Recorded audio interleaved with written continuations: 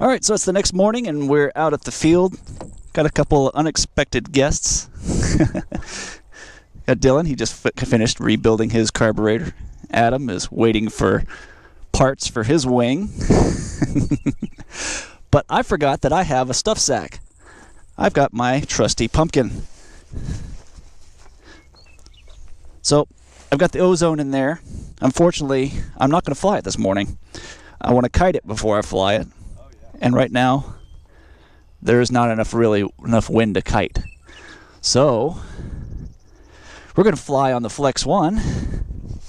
And then later on, maybe if the winds pick up, we'll take the ozone. As much as I want to fly the ozone, I'm going to do the prudent thing and wait until I've got at least an hour or so of kiting under my belt with it. So in the truck it will stay.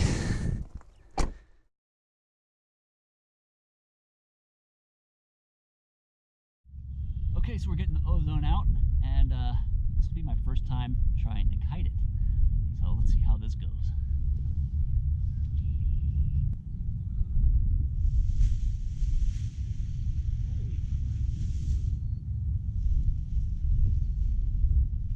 Dude, this thing weighs nothing. What? This thing weighs nothing. It's like a feather. What? Am I gonna fly it? Are you skilled enough? People start on this wing. Some people use this as their beginner wing. That's what I told my wife. Okay, here goes. Like a rocket. Dude, right up.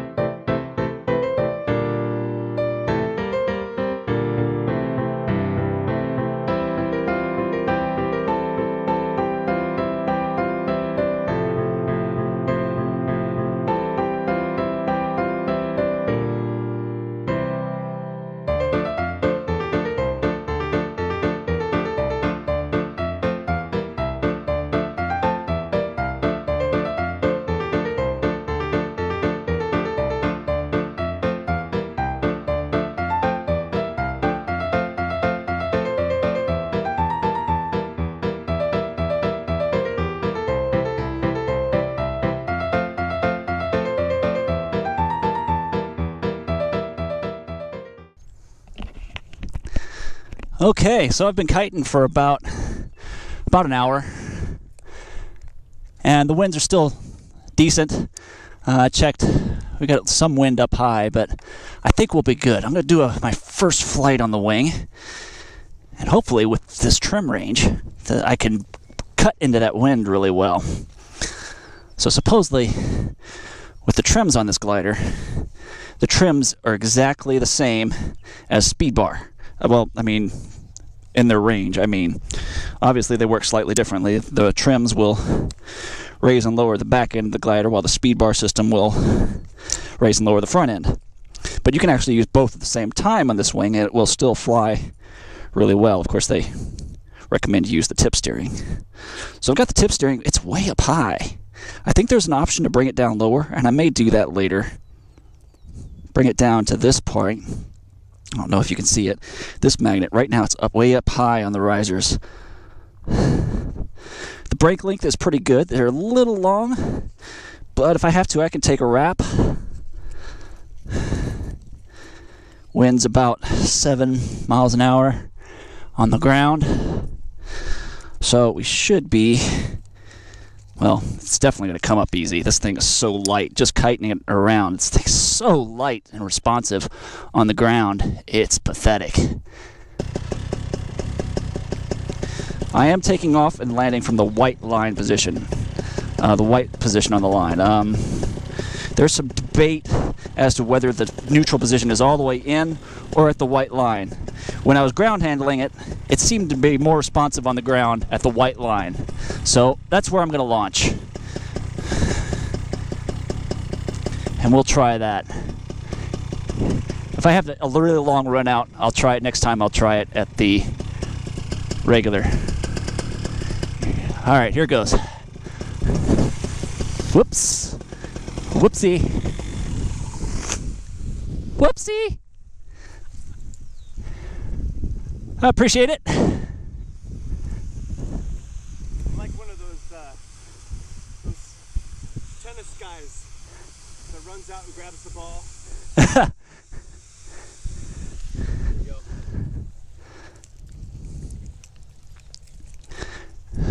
All right, thanks, Sam.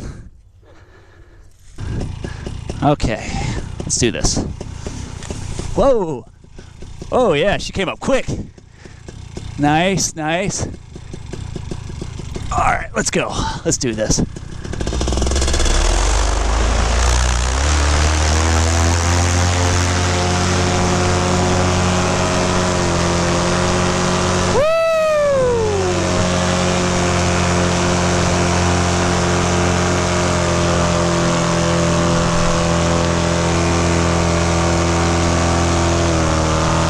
Whoa, she is quick.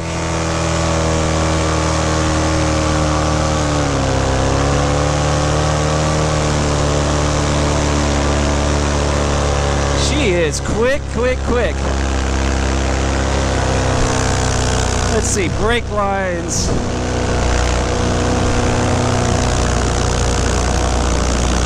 Yeah, they're just a little bit long. I could probably take an inch or two out of them. Go ahead and stow. Whoa. Have my brakes backwards. There we go. Pull out my footboard. Whoa, she's definitely dynamic when it comes to weight shift. Moving my arms around to get my footboard up got me into a little oscillation. Yep, still oscillating. She's definitely a little bit slower to recover. Let's get some active brake in here and try to dampen that a little bit. There we go. All right, I don't want to fly over the water. Let's do our first slight turn. Nice and easy. Just feel her out.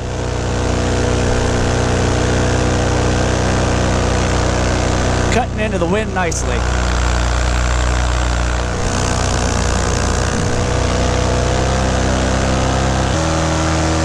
Yeah, she just needs a little more active piloting. And I'm pulling a lot of slack out of these brakes. So I gotta pull down pretty far. Hopefully I have enough flare authority when I land.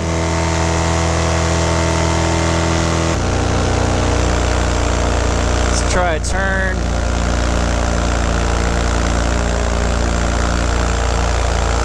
Oh, she's responsive, a little more responsive. Without being twitchy. I've got a good headwind here, so it's going to resist some turn. Let me get out over the field, then I'll pull some slightly harder turns. But trimmed all the way in, I'm still making good forward progress. Whereas with the Flex 1 right now, I'd be parked. I'm pretty sure I'd be completely parked. I don't know, I think I'm going to try to land trims all the way in, just because it's slower.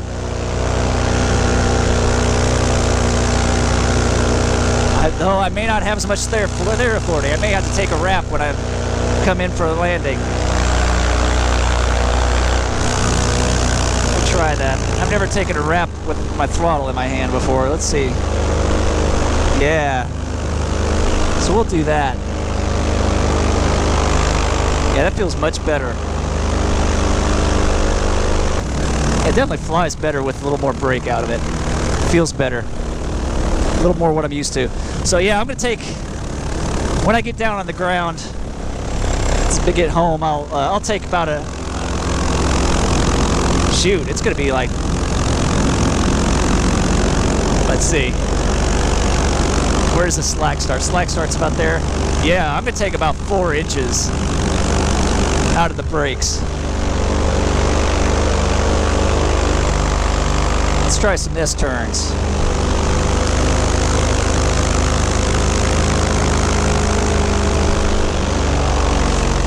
Again, with the brakes as long as they are, I'm pulling about the same distance as I would on my Flex 1 to get the same turn.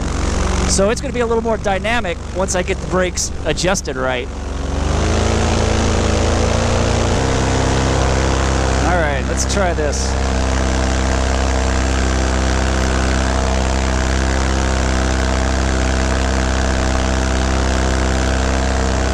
Let her out.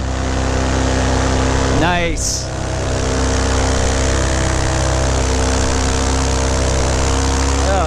Just like my other wing, it doesn't like to turn right. Maybe it's just me. Let me try that with some more weight shift. There we go. That's what I needed. More weight shift.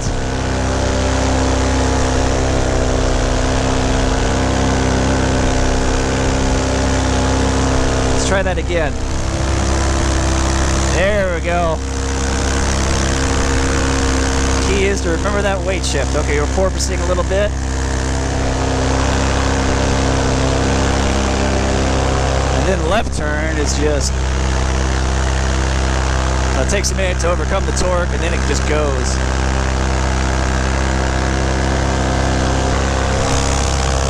All right, let's stow the brakes. I'm gonna trim out quite a bit. Got some nice altitude here. Let's try to do them both at the same time. Whoa, easy does it, Scott.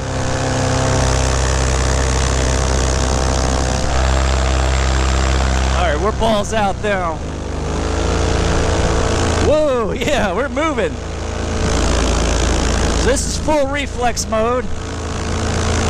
Now, according to the manual, I can still use light brake inputs in this mode. It's when I start adding speed bar to it at this rate, at this speed, that it starts being a little too dynamic, and you have to use tip steering. You keep using the word. I don't think it means what you think it means. So I'm gonna just give it some light brake input. Well, it's definitely wanting to oscillate more, that's for sure. All right, let's try a light input brake turn here. Yep.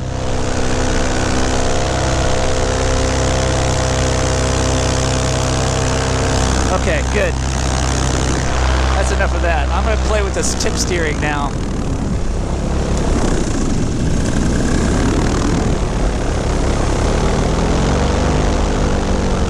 Whoa, that tip steering turns, man.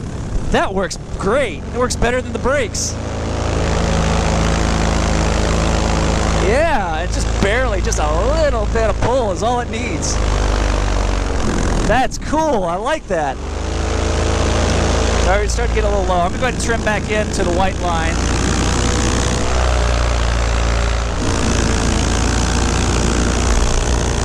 I think that's where we're going to do most of our flying, is at the white line. And then I'll trim in all the way for landing, just to try it. Take a wrap when I'm ready to land. All right, let's hit downwind.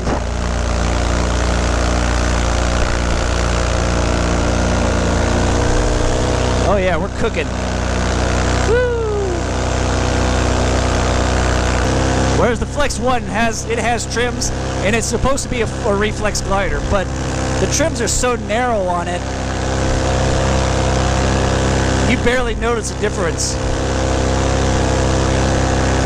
You get maybe 2 or 3 miles an hour more airspeed. So if you start getting parked, you've got enough to get out of it, just barely.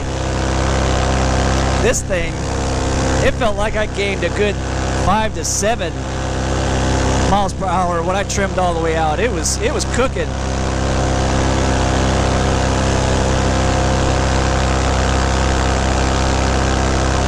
Feels good though. It's a little more dynamic. It takes a little more active piloting, but it feels good.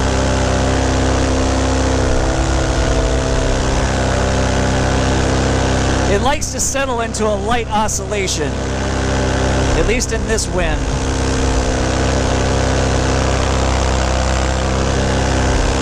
So every now and then you have to compensate for it. Maybe I could learn to compensate for it with weight shift only. That might help. But yeah, overall, it's a little more of a handful, but I think I can grow into it. It's not so much of a step up that I'm scared. We'll see how the landing goes, but it feels good. It's just a little more active. You have to be a little more on top of it than with the Flex 1. The Flex 1, for the most part, I let go of the brakes and it settles right in, and it just stays rock solid. Conversely, it's not dynamic. I pull hard on those brakes and turning is really slow. This thing is definitely a lot more dynamic, especially that tip steering. Wow, I can't get over how effective that is on this wing. I've got Stabilo lines on the Flex 1, but no toggles for this tip steering. So, yeah, I'm looking up. This one has a Stabilo line and a tip steering wing. Okay. The Stabilo line has more lines going to the edge of the wing. It goes to the front edge and the back edge, I think. And then the tip steering is just on the very tip end of the brakes. So that's probably why it's more effective.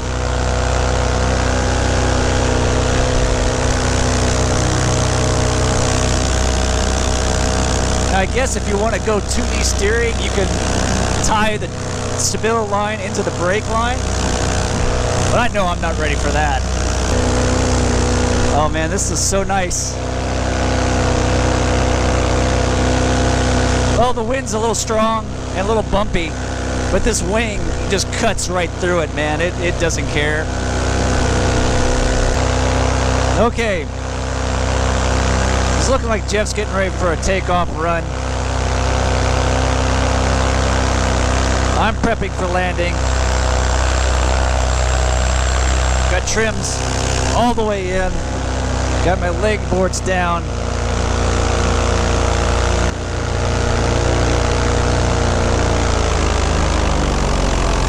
All right, should I take that wrap? I think I'm gonna take that wrap now. Okay.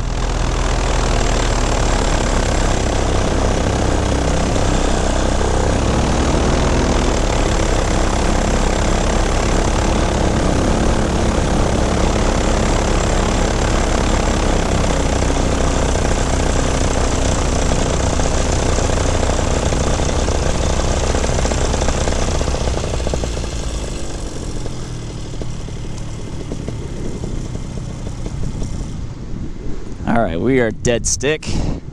Got my wrap on. Oh, we're going a little long. Okay, come on. Let's go jump out of the seat. Here it goes. Easy, easy, easy, easy. Get ready to run. Flare. Nice.